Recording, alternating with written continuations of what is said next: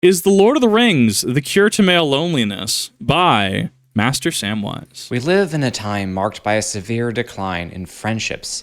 The loneliness that besets today's men and women is undeniably real, with innumerable causes and manifesting itself in an unknowable number of ways. And far be it from me to offer any advice or solutions to this problem that is as individual as it is endemic within our society. So instead, let us discuss why the love between friends, also termed philia or perhaps brotherly love, is so important, where it comes from, how it is exemplified by these two hobbits and their companions, and of course, why their example matters. When talking about philia, it would be absurd of me to not bring in my very dear friend C.S. Lewis. Friendship is unnecessary. Like philosophy, like art, like the universe itself, for God did not need to create. It has no survival value. Rather, it is one of those things which give value to survival. C.S. Lewis is interesting, especially in his relation to Tolkien, where you have, in C.S. Lewis's Narnia books, you have Aslan, who is supposed to be kind of this Tolkien-esque figure,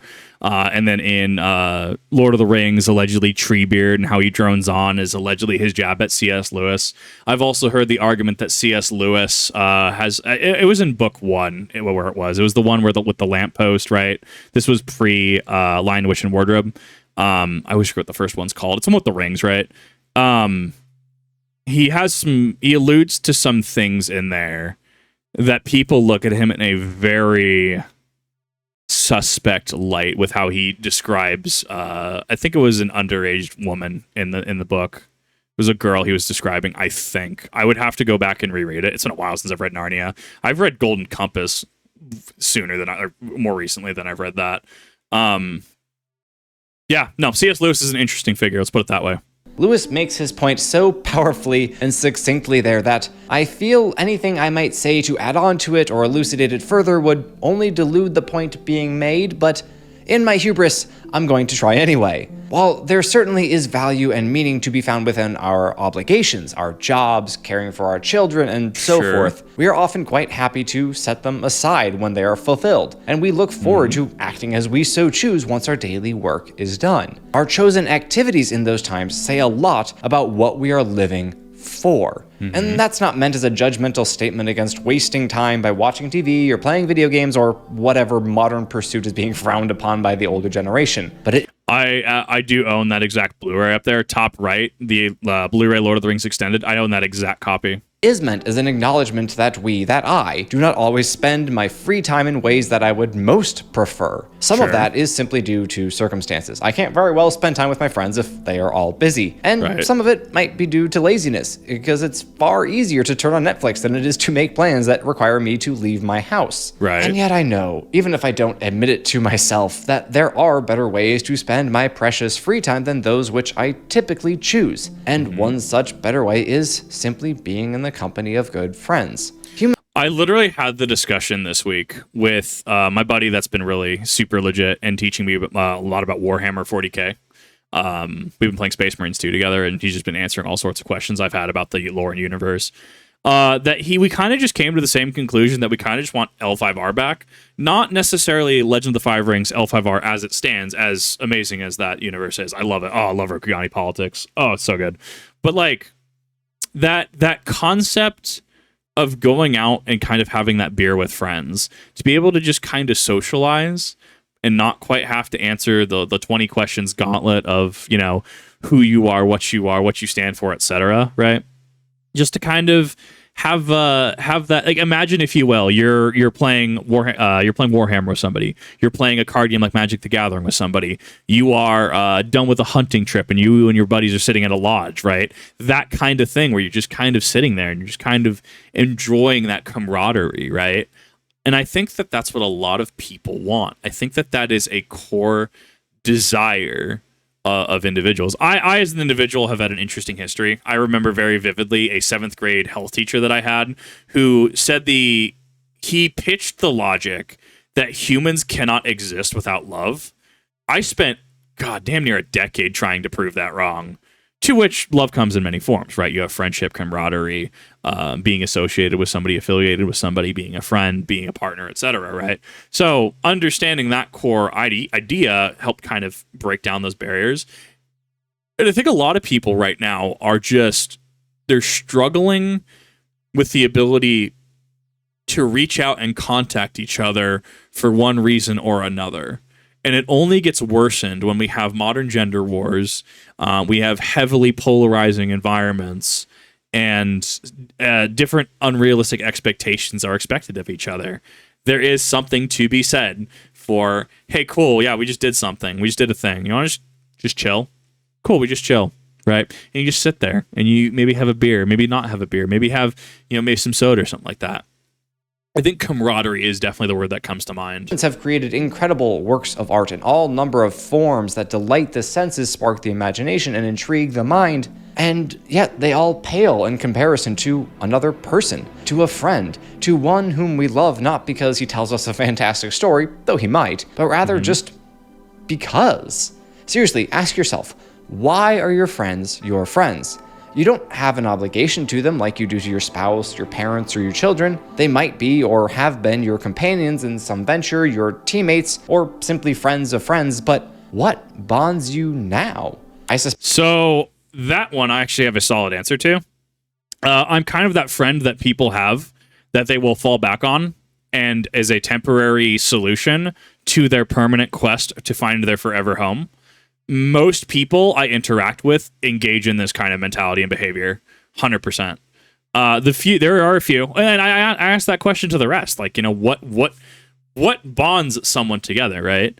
I mean, I've had people that I know, they've said, oh yeah, they have their friend of 20 plus years because the other one stabbed them. Literally, just like, yeah, they just stabbed me, and then just kind of became friends. As somebody who really kind of delves into this philosophical question, I also fall under I fall into the section of I don't make friends easily. I don't have a lot of people. I mean, the ones that people I do interact with generally are of a higher quality and caliber. But I mean, I don't have that same outreach. I don't have that same appeal. I don't have that same attractor to people. And understanding that about myself has kind of made me make peace with it in a way that, yeah, like I'm kind of just that temporary person on someone's way to their forever home, to which at the end of the day, I just keep going. You just keep going and you keep evolving. You keep adding to yourself. You keep reflecting, and you find that better version of yourself is the solution that I have really kind of come up with. In fact, the answer is simple to the point of being tautological. You're bound by friendship. You love your friends and they love you. You don't need to. No one is relying on that love. No vows have been spoken to maintain it, and yet it persists because it gives value to survival. But let's discuss that starting point, because philia does in fact require a beginning. And in many cases, perhaps most cases, friendships are conceived through companionships. Right. That is, to be friends, you first need to be something else, something lesser, two or more people with a common goal. Even if said goal is as simple as survive freshman year of college while living in the tiny closets our university has the audacity to call dorm rooms. But you're doing it together, and that means something. So this video is actually super meta and even ironic to a degree with my statement on how I have trouble making friends, because Kizuna in my name, Kizuna as some people will say, it is Japanese, Kizuna, is literally the bonds of friendship. So it is meta in the fact that we are discussing it in this video, literally the bonds of friendship, but ironic because the person who wants to go by the name Kizuna, right? Kizuna Kip, right? The bonds of friendship Kip, which is Dutch for chicken. Ignore that though. Has consistently has issues with friends and friendships, and who touts the ideas of, friendships and just being there for people, and that people want this. Paradoxically has historically the most issues with it. It's a fascinating just kind of dichotomy. It's just fascinating. Which finally leads me neatly along to The Lord of the Rings and our discussion of the friendship between Sam and Frodo. It may or may not surprise you to know that as J.R.R. Tolkien wrote them, Sam and Frodo were not in fact friends at the beginning of the story. Friendly, yes, but not friends. Right. Frodo's friends are said to be Folco Boffin and Frodo Bolger, with his closest of friends being Merry and Pippin. So what is Sam to Frodo? Your bodyguard is Gardner. Yeah, that's quite literally true. Frodo was Sam's employer, Sam was Frodo's employee. His servant, one might say, Sam would say, though we don't really like to use that term nowadays because it makes us think that everyone who works in a cubicle is really one of the maids from Downton Abbey. Anyway, with such a relationship... I don't have enough Downton Abbey to really kind of... Is that Wheel of Time on the shelf, the far left? Is that what that is? That might be Wheel of Time. I can't tell. Yeah, I don't have enough Downton Abbey to really have a comment on that. That one went over my head. The two wouldn't easily become friends. They could certainly be affable with each other. By all accounts, they were already quite fond of one another when the story begins, but the love of friends tends to develop from a different starting point, as I've said, that of companionship, of a common goal. So it is only after Gandalf decrees that Sam must accompany Frodo on his journey that they become companions, and thus embark on the road to genuine friendship. So when exactly does the change take place? When is the line from companions to friends crossed? Hard to say exactly, but the change does happen, as we will. I would argue that it's incredibly subjective too. Certain people have different thresholds for being considered friends and not friends. Some people even have to have that kind of verbal agreement, that verbal understanding, rather than a nonverbal understanding. That can be a very subjective thing. There's not really one correct one-size-fits-all solution. Soon see. Philia, like all forms of love, is at its most basic level defined by willing the good of those whom we love. And while we should have that love, termed agape or charity, for all mankind, we cannot possibly be affected by the fortunes of any given person as we are by those whom we have chosen to be our friends. It would be the death of you to come with me, Sam, said Frodo, and I could not have borne that.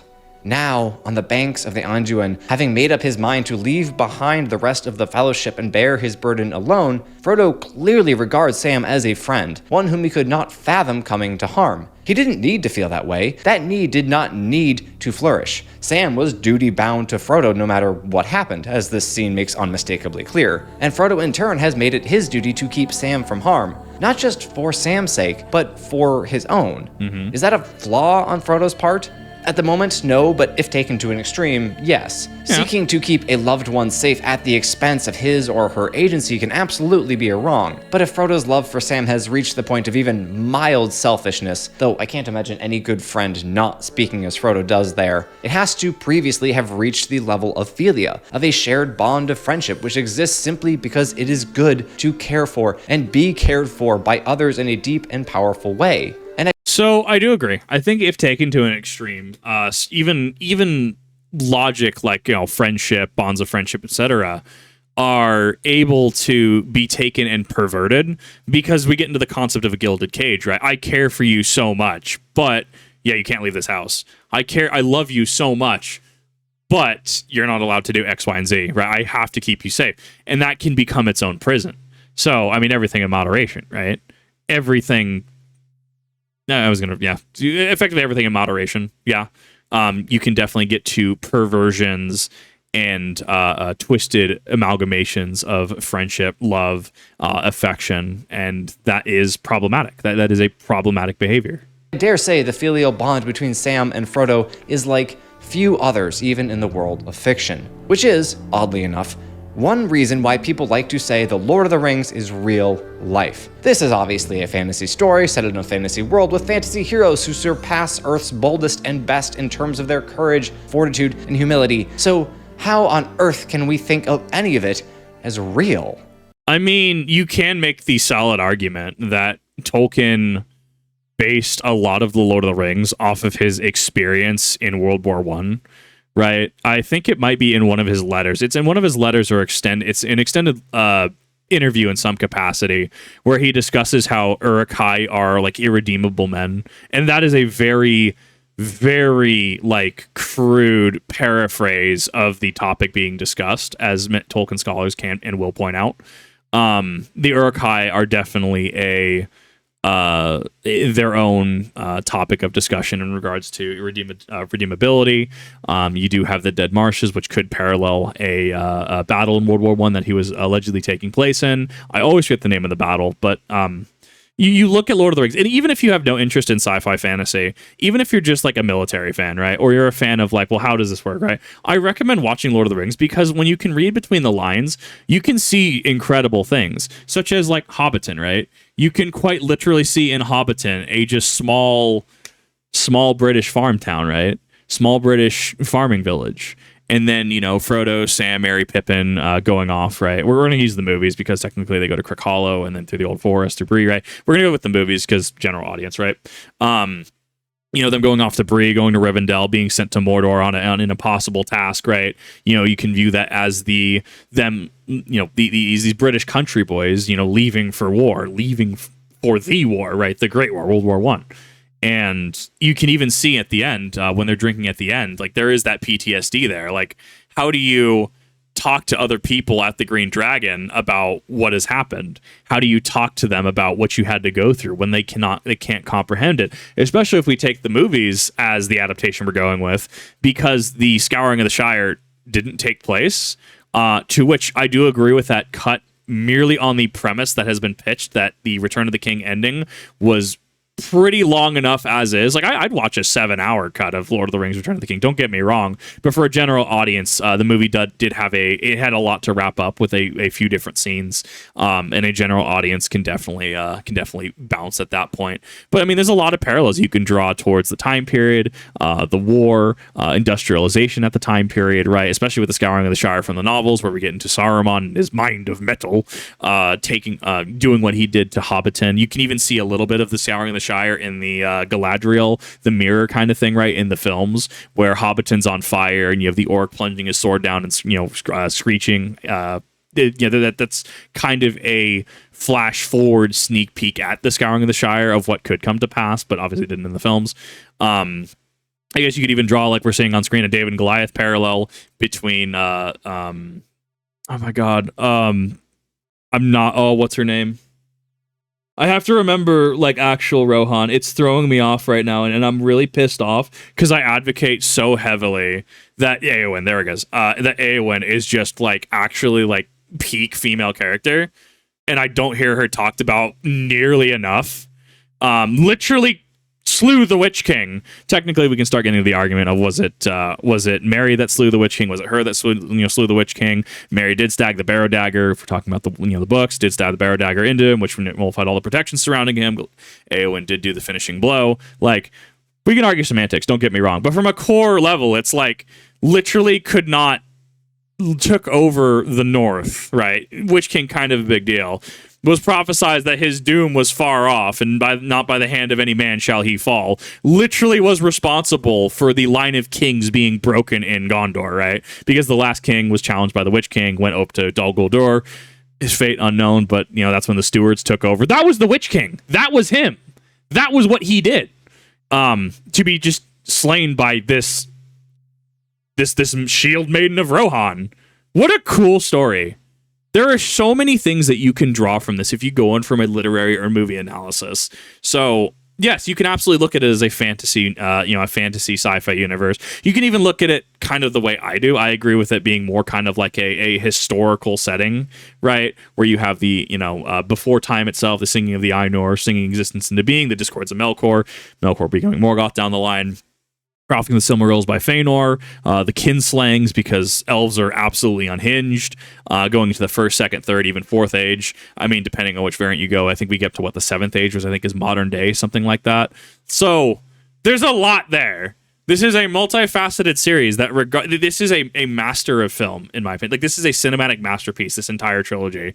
And if you have been on the fence about it, I do recommend that you go and watch it. Or, even if you don't want to read the books, even if you don't want to be like me and watch Return of the King or The Hobbit animated, which I think are still fairly good, I think that you are missing out on a lot if you have no idea the context here. And I will also say, yes, the Silmarillion does exist. I'm going to be in that minority of people that say you don't need the Silmarillion to understand what's going on. It does make certain interactions better, such as the Galadriel, Three Hairs, and Gimli, right? How that relates back to Fëanor, right? Fëanor wanting a single one of her hair. It makes things like that make a little bit more sense. It makes Aragorn singing about Beren and Luthien make more sense.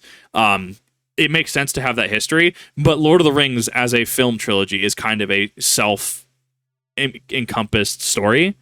And you can have direct parallels to real life, direct parallels to Tolkien's time in World War One, things we've talked about. You can tell that I really love this series. I like talking about it, but I don't actually shut up. One of the first philosophical concepts one might learn about and then forget about and have to relearn a decade later is the Platonic ideal, which essentially holds that everything in life, a circle, a rabbit, a soldier, even abstract nouns such as honor or friendship, has a perfect ideal or form, and that any example of that thing which we might encounter in our lives is only an imitation of that form, an imperfect copy. We can imagine a perfect circle, but we can almost certainly not draw one. We can dream up the ideal soldier, but has any man ever lived up to that archetype? Yes, and his name is Richard Winters. We can conceptualize a friendship founded on... I was about to say, what was the soldier? I always forget his name. The one that was cracked out on something and just skied for a few days straight? That guy was pretty metal. Shared hardships that has not even a hint of jealousy or ego, but have we ever experienced such a love? Here is where we must distinguish between the real and the realistic. The Platonic forms are real. They are how we measure every concrete and abstract noun, how we determine how well they fulfill their ideal, how real and true that thing is. But it is not realistic to expect anyone in this life to truly exemplify without any flaw the bravery and selflessness displayed by the characters who inhabit Tolkien's novel. So while Aragorn, Faramir, Sam, and Frodo are far from realistic, they are undoubtedly real, as they come closer to being true leaders, warriors, and friends than any man in history. Naturally then, the philia that exists between the two hobbits is more real a love than any of us, or at least most of us, can hope to experience with those whom we call friends. Though I imagine an exception might be the brotherly bonds forged in combat, as we see in stories such as Band of Brothers. After there is definitely an argument, and military will definitely chime in on this. There's definitely an argument that trauma bonding 100% makes friends. It can definitely make enemies, right? But trauma bonding, come on. How many people did you serve with that you were in some deep water, so to speak, and you still talk to each other to this day? You might not have had any connection prior to that, right? You're not necessarily, oh yeah, we grew up together in the same town and we both got, put in the same army unit or whatever, right? Yeah, trauma bonding can do that. And that's not me demeaning it. That's just a matter of fact. People doing things together can build those bonds, right? If I were to go play Warhammer 40K right now, or I were to go to a professional range day held by a large, firearm YouTuber, right? Sure, I'm sure that certain bonds would be made there. I'm sure that doing anything, you have that ability. And I think a lot of issues in modern society come down when those avenues no longer exist. And that is why I have talked ad nauseum about the disappearance of the third place. I still cannot cite the actual source of that argument, but it still rings true to this day. The third place being somewhere that is not work or home where you do something, whether that be church, whether that be a game shop, whether that be, a gentleman's club, talking like hunting lodge kind of thing. Somewhere that is not work, somewhere that is not sleep, that you can go. And that breakdown of that place, due to a number of factors, society, finances, culture shifts, etc., a lot of those have kind of broken down. I mainly blame it on an economic model, actually, as well as workplaces demanding a lot. If you want my actual take on that, it 100% is a direct cause of work culture, workplaces overextending what they should be asking of employees, as well as financial burden. Those three are really the big ones that have led, in my opinion, to the degradation of the third place. But I'm definitely not the actual person to pitch that idea. So you have a breakdown of that third place. How do people meet each other? How do people forge those bonds? And I think that can help really illustrate where issues in the pipeline start to really crop up. After all, Lord of the Rings is in no small part inspired by Tolkien's experiences in the trenches during World War I. Doubtless he found in those dark days a filial love for his fellow soldiers that could not be formed anywhere else. I won't bother recounting how this bond forms, grows, and develops during their journey, as it does so gradually and beneath the surface, and because what matters more is how that philia manifests itself in the most trying moments at the end of their journey, or at least very near the end. I can't carry it for you, but I can carry you! Can any of us say that we've experienced philia such as this? If so, that is a wondrous blessing. But for most of us, I suspect, when we do experience moments of incredible love between friends, they don't quite ascend to these heights. They remind us of Sam carrying Frodo up Mount Doom. They reflect and imitate the love of Pippin combing the fields of Pelennor for Merry, or of Legolas and Gimli preparing to face death together, or of Boromir and Aragorn in the former's final heart-wrenching moments. They are not quite as full, as true, as real as we can imagine they might be. And that is quite simply one of the beauties of fantasy, because it lets the readers see what could be. It gives us examples of every kind of virtue and love to which we can and should aspire. However, I mean, it's interesting that he words it this way, as I've been fairly outspoken, and well, not necessarily outspoken. I've definitely pointed to certain things in certain media I've been taking in games, right? Let's use Final Fantasy XIV as reference, right? That like certain things are able to be taken as a ham-fisted caricature of something, right? Xenos, my literal favorite character in all of fiction, right? Oh god, I love that man. Literally king of the autists. I love that man. Dude just does not understand how other people function. And everything is so trivial and mundane to him, and all that matters is that one perfect moment. To which he has, he gets misguided on his way there. Fandaniel playing no small part in that. But at the end, the end was just perfect for him. That self-realization, that understanding how he's grown as a character, and even then, you can do things like Shadowbringers from Final Fantasy XIV's expansion is a very ham-fisted story about sin and redemption. And I use ham-fisted lightly here. Not that it's necessarily bad, but that it presents concepts, right? Ilberd being the Griffin, right, trying to take back Alamigo from the Garlean Empire, becomes a martyr. He is a very, he is very, you could tell what character he is. You can tell what trope he is. That doesn't necessarily make it bad. How do you make these pieces fit, though? How do you make the bond between Frodo and Sam, especially at the culmination of carrying Frodo up Mount Doom? If that happened in another series without the proper build-up, would that make sense? Would it come across as cliche? Would it come across as unrealistic? Would it trigger your audience's suspense of disbelief? Very well could. But the fact that it was presented in the way it does is what matters. It's not necessarily about how the story ends. Classic story of good versus evil, right? You could even argue, maybe traditional values versus industrialization, right? Sure, maybe we can have an argument about that, like Lord of the Rings, right? But how do you get to that point? Do you see the forest being felled by Saruman? Do you see, Treebeard just absolutely losing it because the forest of Fanghorn has been tainted by him, has been, chopped down, that has forever been lost to the industrial machine? No. And you can have broad overarching concepts like this, but you have to present it in a way that makes sense and is arguably good. There are so many parallels that I could say, and I'm sure even then, dear viewer, you could have a thing that you'd be like, yeah, no, this series, they're pretty much femme fatale. Ada Wong, Resident Evil 4, she's a femme fatale. Love her. She has a lot of character to her. She's strong. She's independent. Absolutely love Ada Wong. 100%, right? But are they just a femme fatale trope? Potentially. Is William Birkin from Resident Evil 2 just the mad monster, the mad scientist that lost control of his experiment? Probably. Could be a commentary on losing yourself to your base instincts, as much as Resident Evil 3 was about a story about wasn't Letting Go. That was Dead Money. I was thinking about Dead Money from Fallout New Vegas recently. Even Dead Money, right? Resident Evil 3 being a story about greed, segue into Fallout New Vegas. Dead Money is a story about letting go. Letting go of poverty. I'll take my 37 gold bars. And whichever way you look at it, right, it is a story about letting go. So you can argue, yes, ham-fisted, broad, overarching, generalized concept. Absolutely. But how is it written?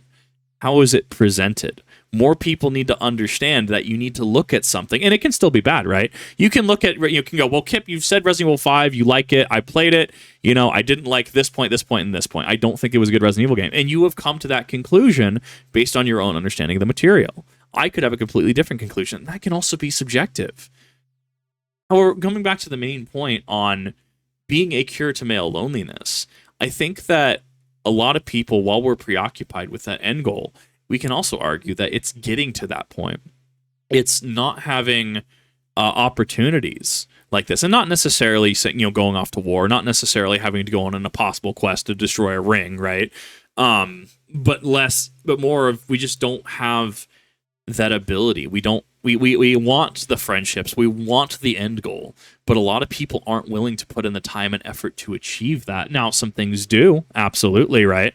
They do absolutely come to the conclusion that they want those end goals, and certain people do try with the end goal in mind, but it can fail if a solid foundation is not there, right? A relationship propped up on the idea of, yeah, cool, we're just here together for, tax reasons, which is valid, right? Marriage, piece of paper, I don't care. Do you, right? Versus a marriage that is founded on mutual respect, autonomy of each other, being two halves of a greater whole, that kind of thing, right? One of these could more likely have greater, I was going to say stopping power. That's not the word I was going for. That is not the word I was going for. Could have greater staying power, right? And that's fine. Understanding the parts that go into that, being educated, being cognizant, being understanding is, I think, key. And I think a lot of people don't have the ability to do that. Not anymore. I suspect that some might think that the love between Frodo and Sam is something of a one-way street. After all, Sam is the one serving Frodo on his quest, carrying extra weight in his pack, counting the rations, taking more than his fair share of the nightly watch, and of course, carrying Frodo up the very slopes of Rordruin. What is Frodo giving Sam? That is, if you ask me, an absurd question. Philia does not require an exchange of goods or services. It does not ask, what have you done for me lately? It does not keep score or account for debts. It is a gift, freely given, asking nothing in return. Imagine you have a childhood friend with a chronic or terminal illness. Does the fact that she is not able to return your gestures of goodwill, meals, rides, flowers, cards, etc., mean that she is less of a friend to you, that she loves you less? Of course not. Because, assumedly, was Nunnally from Code Geass, Lelouch's sister, was she less of a person because she was disabled, because she was crippled? Or did Lelouch literally kind of objectify her, right, as the most important person in his life? Things to think about. You have the utmost confidence that she would do the same for you were your places reversed. And because the most important quality of friendship is simple togetherness, a bond that allows the duties, burdens, or sufferings of one friend to be shared by another. The mere fact that you are there with the person you love is a high and beautiful good. I'm glad. Do you know that I think people just assume that I kind of do like all these random cool things? Like, I don't know, maybe I'm like Spider-Manning on my ceiling with like suction cups or something. I don't know what people think I do. Do you know that I'll just sit and call with Baki? He's shown up a couple times on stream, right? He's the Bo caricature I have on screen as his avatar, right? We just sit and call. We just sit there. Sometimes we don't even talk for, minutes, hours on end sometimes. It's just that ability to be, and we've done that since high school, where I literally brought my Xbox 360 over to his house because we lived in the same general area, and we sat there. He brought out a second TV. I slept on the floor, and we just played games. We could be playing Halo Reach together, absolutely. We could be playing Modern Warfare 2 together, absolutely. But sometimes we were just playing the Elder Scrolls 5 Skyrim and on two separate, monitors, just not talking to each other. And, there was a period of time where we didn't talk to each other, but that's mostly just because life kind of went separate ways for each of us. I can tell you full admittance, I have no idea how he puts up with my stuff. I don't know how he puts up with my antics. I cannot, as an individual, quantify. But then again, once again, remember, literally Xenos from Final Fantasy XIV is the closest a character I've ever kind of vibed with. Sure, there's been characters like Ozpin from Ruby that I've kind of been like, oh yeah, cool, no, that makes sense. There's been characters from other series that I've been like, yeah, no, I kind of vibe with this. Xenos was really the first character that I actually resonated with on some deep level, which to some people is going to be a huge concerning red flag. To others, they're going to go, yeah, nah, makes sense. In fact, the King of the Autist comment is not my creation. That is my other buddy, Pants, who said it, and I'm just like, nah, that makes sense. I love this term. As somebody who is neurodivergent. So I'm going to use King of the Autist pretty liberally with him, and I love it. But we just sit there.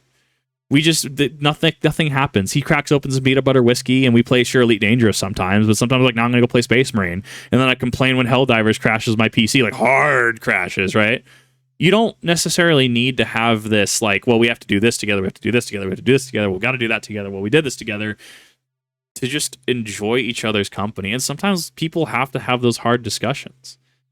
Sometimes it has to happen. And it also depends. There's different tiers of friend, right? Where you have those friends that you can discuss the intricate inner machinations of the universe and the theory on how it will go and end, right?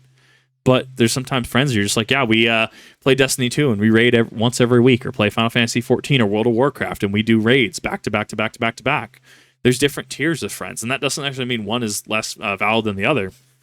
It's just how that gets presented, right? I have a lot to say on the subject, but I'm really running the clock here. Glad you are here with me, here at the end of all things, Sam.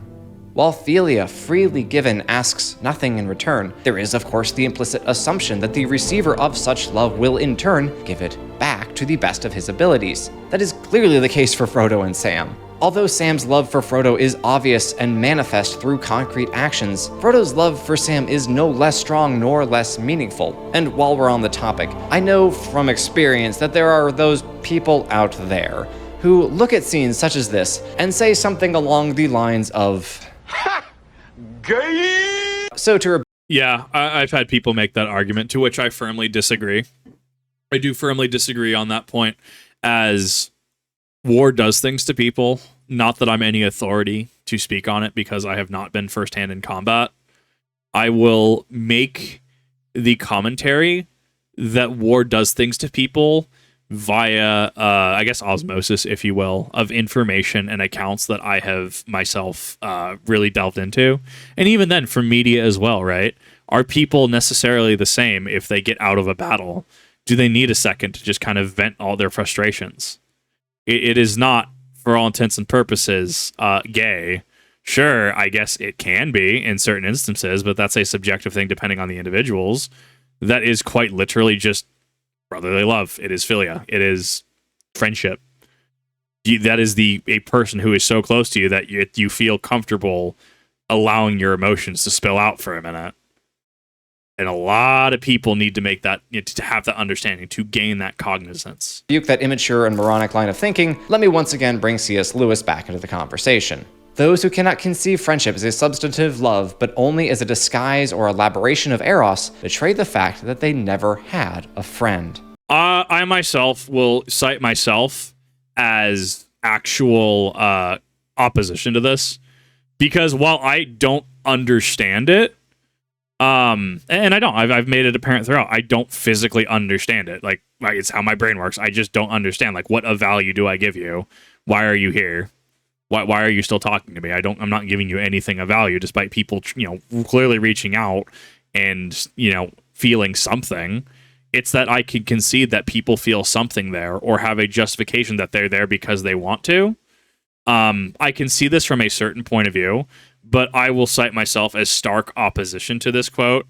But I'm also narrow spicy. My brain literally functions differently, and people don't quite make sense to me. So consider that a subjective opposition.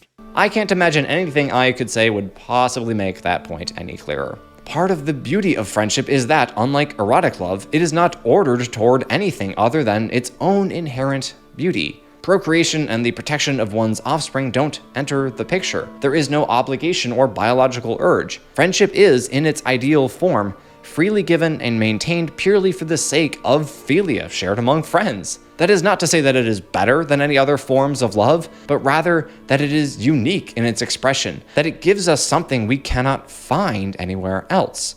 And somewhat ironically, the truest of friendships are so often forged in the darkest and most dreadful circumstances imaginable, Correct. And yet they are made for times of tranquility. Although I sorely miss the scouring of the Shire in Jackson's Return of the King, I love his inclusion of this simple scene, where the four hobbits raise their ales to one another, silently and comfortably resting in the peace for which they had fought and suffered. This is the ideal end of the hero's journey, as their protagonists return home from their adventures profoundly changed, but are finally able to rest, to live out the words of the dying Thorin. If more of us valued food and cheer and song above hoarded gold, it would be a merrier world. I literally remember this quote from the Rankin and Bass version of The Hobbit. I quite literally remember this quote because of that. And it's honestly stuck with me. Once again, I mean, you can there's layers of psychoanalysis that you can do.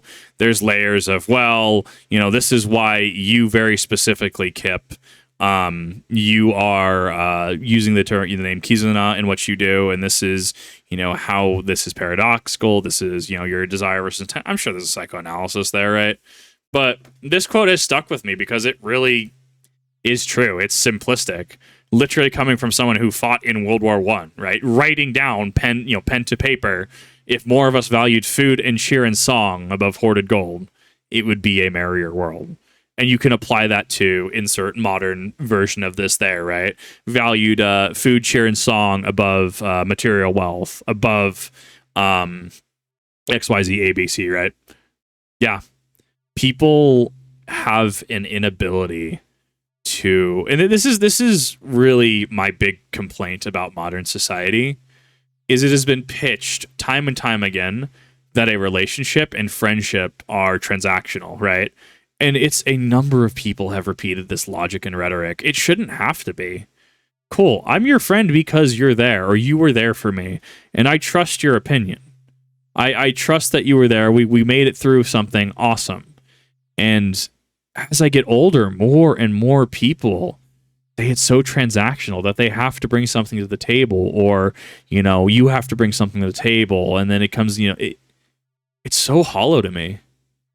It lacks humanity. It lacks warmth. It lacks anything that I feel the actual concepts stand for, to which we get into the idealistic versus the realistic, right?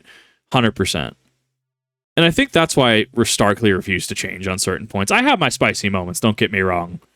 But I feel that I have retained what a lot of people have lost, even though I don't have what a lot of other people have. And you can make a cost-benefit analysis of that, but are we still not applying value and transactional logic to the situation? Just be a good person. Be a cool person. Be a good friend. It doesn't have to be transactional. But to protect yourself, especially from someone who has met really awful people that have abused friendship and have really just done a number on me in the past, yeah, certain things you can and will have to treat as transactional. It's having that understanding and cognizance to know when which is appropriate, when is appropriate when, right? And I think a lot of people need to reflect and truly understand that. However, there is yet one more truth about friendship that must be discussed. Philia, sadly, at least in this life, must come to an end. And for Frodo and Sam, that end will come sooner than expected, as Frodo, worn thin by his bearing of the ring and the wounds he received on his journey, departs for the Undying Lands. I have no words that can properly describe the impact of this scene as Frodo bids farewell to Merry, to Pippin, and finally to Sam. This is, ultimately, how we know just how powerful the love between these two friends has been. We simply see it on their faces and hear it in their voices as they barely manage to say their goodbyes. The culmination of earthly love is grief, and yet there should be no regret, no wishing that things could be other than how they are. Try to exclude the possibility of suffering which the order of nature and the existence of free wills involve, and you find that you have excluded life itself. To love a friend is to open yourself up, to admit that what happens to them matters to you, that you want to share a journey with them, that their pains and sufferings are your own, knowing that it cannot last forever, but whatever grief may come pales in comparison to the joy that this friendship brings. This freely given love is one of the greatest gifts mankind can bestow upon one another. It will end, yes, but while it endures, there can be no doubt of the immeasurable, incalculable, undefinable value that it gives to our survival. Yeah, no, I think it was a hard end. That was a hard cut, but I think it was effective. I liked it. Honestly, I couldn't have summed it up much better. I think that this was a good video, and I think that this will have a lot of people reflect in the appropriate ways. I think that this is something that can lead to self-actualization for many. I think that this is something that many people maybe touch on but don't quite delve into. I mean, this is just standard standard depth for stuff. I mean, I'll go ham into stuff. And even then, it's been very interesting to point out, as much as I think that friendship is important, as much as I don't, think it should be transactional in its purest forms, it's paradoxical, because someone who preaches this, I guess I will agree with Lewis on that part. I just don't have that many friends. I understand the importance of them, but when it is all transactional, and when it feels like a lot of friends that I've had, it just seems like I'm only there for a purpose, or as a rebound or a bounce back on the way to their forever friends. I guess I have a very jaded view of it, but that is a lot for me today on this subject. Master Samwise is putting out amazing work, and honestly, he deserves all the success he's getting. He does, because he's touching on very, very real topics, very real things that people every day think about, that people every day wish for. And even then, coffee's up. Andrew Tate right here. A lot of people would rather go with this red pill alpha male ideology. And it's sad. It's pitiful. It's pathetic. I have zero respect for people like Andrew Tate and Sneeko and people who follow that ideology, because they would look at Lord of the Rings and they would learn nothing. And that is important. Is if you can look at something and you can learn nothing. Sure. Cool. Why would I say? And then, Kip, that's transactional. They're not learning something. To come out of something like Lord of the Rings that has so many layers and depth to it, and to take the easy choice, like chat's saying, it's pitiful. It's pathetic. Yeah, it's going to be a long, hard fought battle. It is, to get to a point where people understand the importance of friendship again, to understand that bonds of friendship are, for all intents and purposes, indestructible, especially if people prescribe to the more pure forms of friendship. But that is a lot of philosophy from me. I'm going to let you rest for a bit.